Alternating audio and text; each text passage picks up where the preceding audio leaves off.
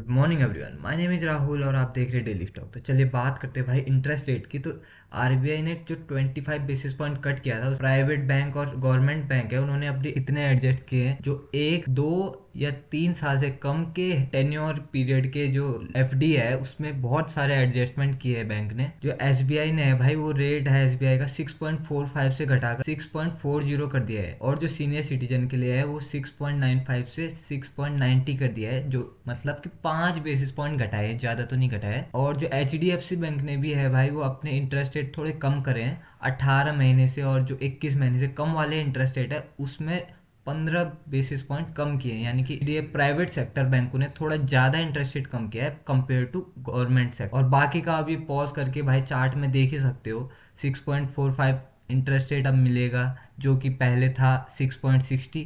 और जो senior citizen के लिए था भाई 7.10 से घटाकर अब कर दिया 6.95।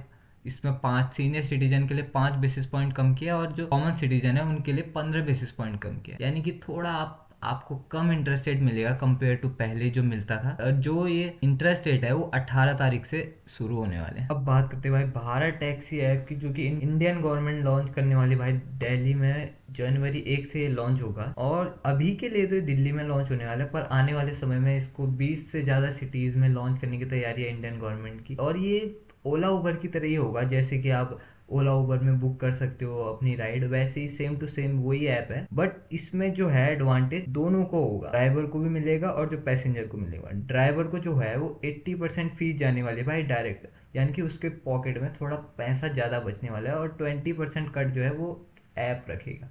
और जो पैसेंजर के लिए है भाई, उसमें ज़्यादा सेफ्टी मिल रही है, 24/7 कस्टमर सपोर्ट मिल रहा है, और आप लाइव ट्रैक कर सकते हो।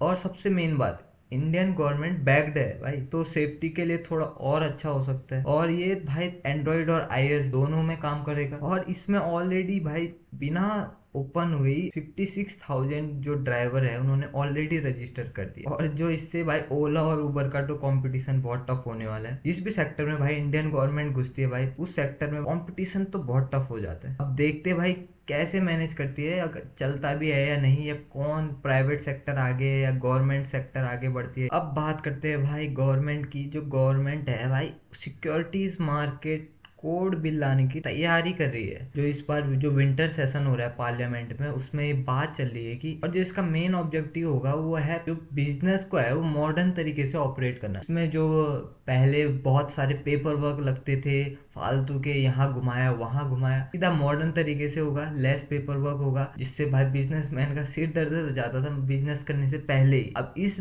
बिल के थ्रू थोड़ा पेपर वर्क कम होंगे, लोड कम पड़ेगा, बिजनेस कर पाएगा आदमी। और यही तो चाहिए बिजनेसमैन को, इतना सिंपल हो उतना अच्छा है। अब देखते हैं भाई ये बिल कब तक इंट्रोड्यूस होता है मार्केट में, और ये बिल टिकता भी है या नहीं, और इसको फॉलो करते भी हैं कि नहीं। बात करते भाई मीशो की, तो मीशो का प्राइस हो गया भाई जब से लॉन्च हुआ था डबल। आईपीओ में 111 का हुआ था, प्रेजेंट 233 चल रहा है, सीधा मतलब क्या ही जंप मार रहा है भाई। और जो एक कंपनी की मार्केट कैप है अभी 1 लाख करोड़ पार कर गई है भाई।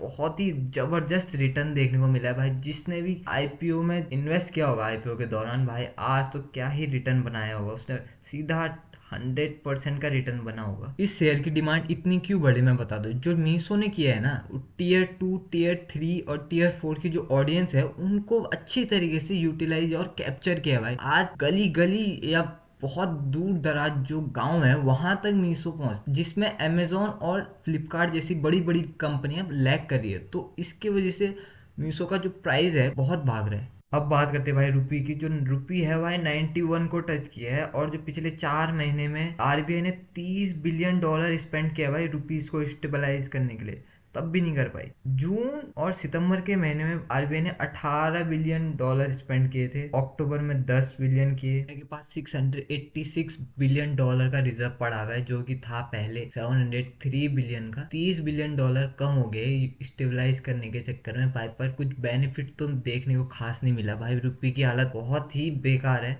और लगातार टूटती जा रही है। चलते भाई ओला इलेक्ट्रिक की। तो ओला का जो स्टॉक है भाई 30 में पहुंच गया है, 52 वीक लो में चल रहा है, और आज के आज 4% गिरा है भाई।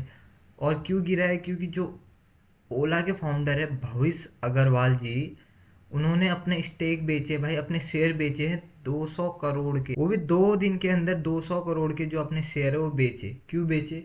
लोन के बदले शेयर को प्लेस किया था, यानी कि लोन लिया था, उसके बदले अपने अपने शेयर जो है बैंक को उधार दिए थे, तो शेयर की प्राइस नीचे गिर गई। तो जो लोन तो पर उतना ही है, तो शेयर की प्राइस गिर गई, उसके बदले और शेयर बेचने पड़े ताकि जो लोन और नए शेयर बेचे हैं उसका अमाउंट सेम हो। बहुत बुरी हालत है। 10 बिजनेस खोल के रखे हैं भविष्य अग्रवाल जी ने, एक बिजनेस नहीं चलता है दूसरे बिजनेस में जाते हैं, दूसरा नहीं चल रहा है तीसरे में जा रहे भाई।